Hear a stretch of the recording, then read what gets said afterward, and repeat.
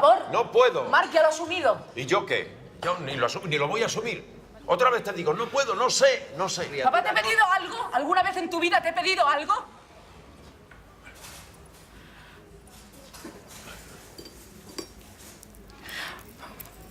Por una vez en tu vida.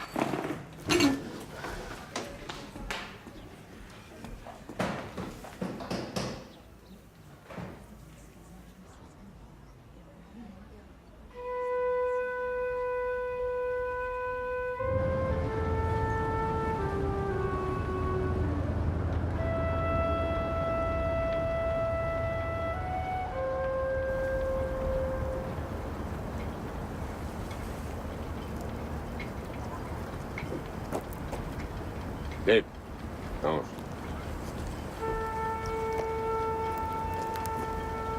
¿Tú cuántos años tienes? 10.